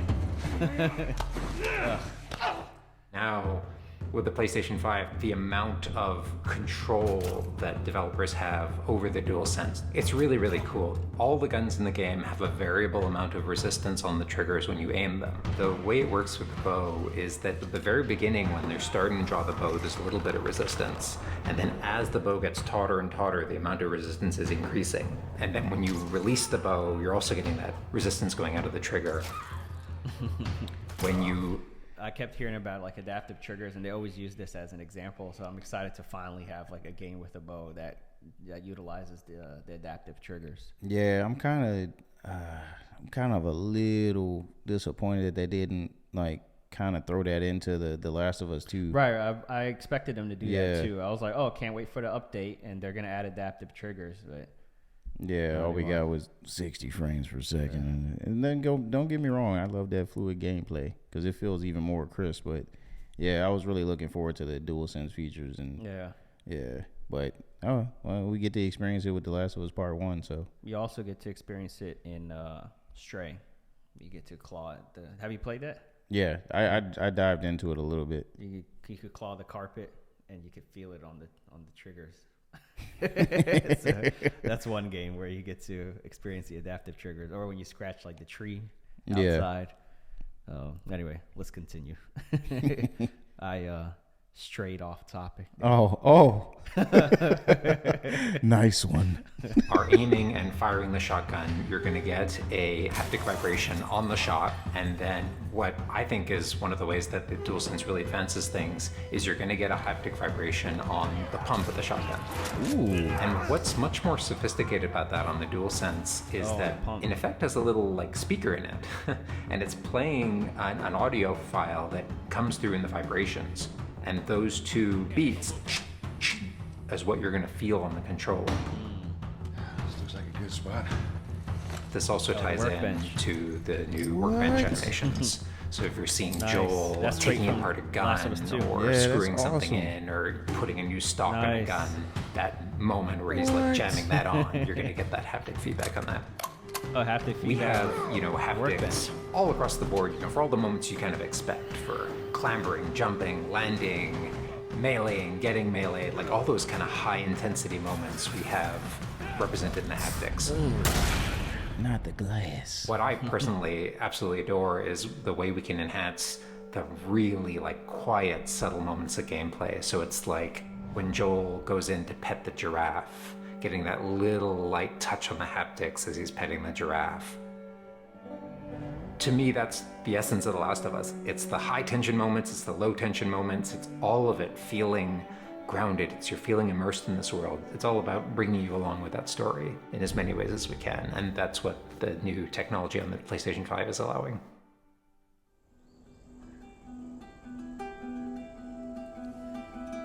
Was that everything you hoped for?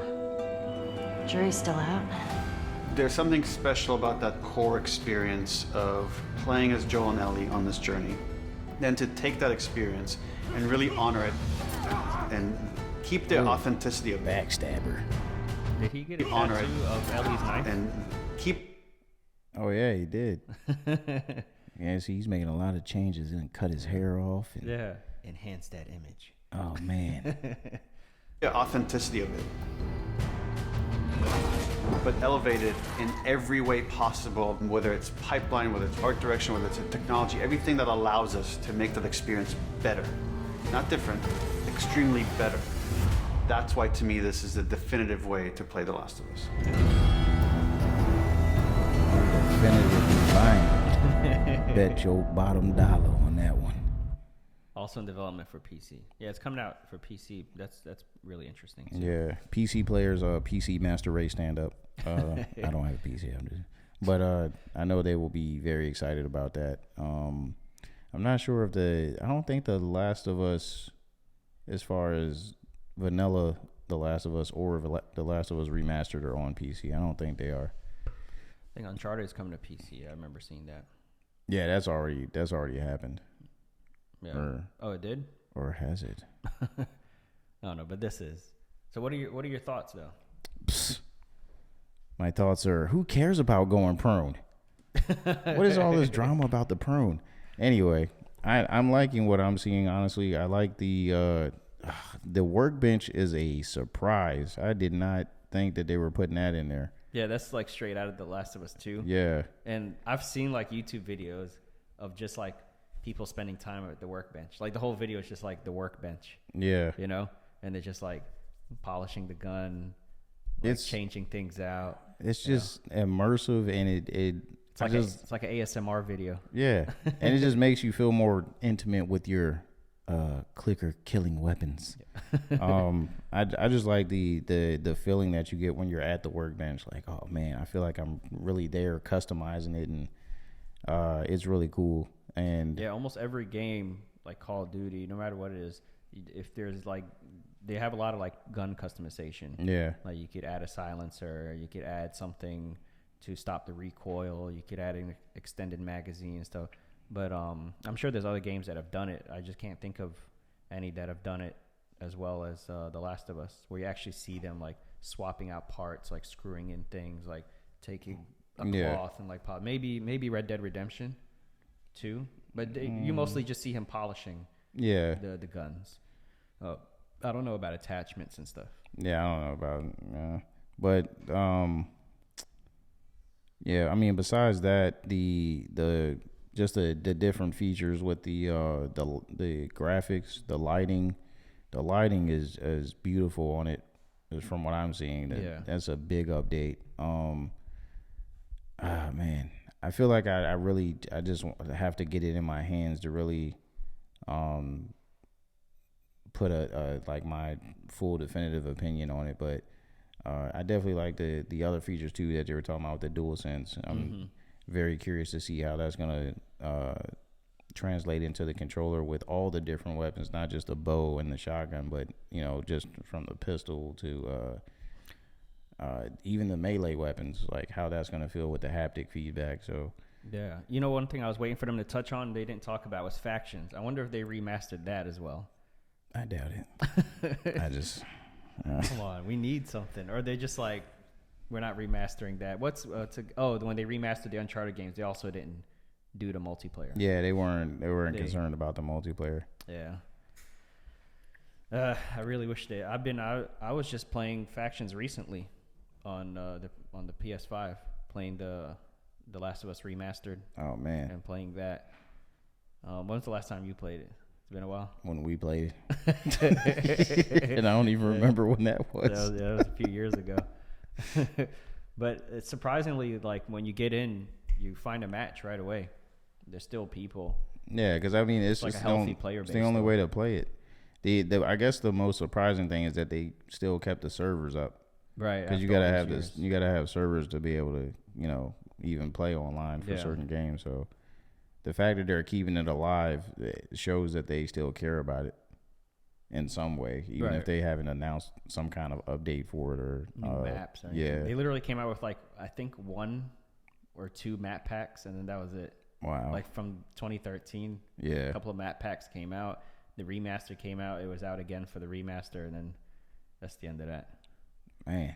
So, but for a game that got like such minimal support, I mean, there was updates, I'm sure, but not anything major. Like I said, there's just those maps. Right.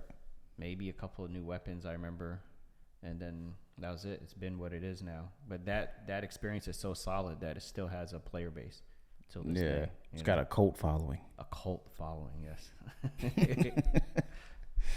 Anyway, yeah, I'm excited about this. I think it was worth the wait. I'm going to go back and watch this. On our personal time. Yeah, a few more times. Yeah. It's different when you're narrating and reacting to it. Anyway, let's address this camera now. Thank you guys for watching episode 2. I am G. I am Javon. And this is Console Babble.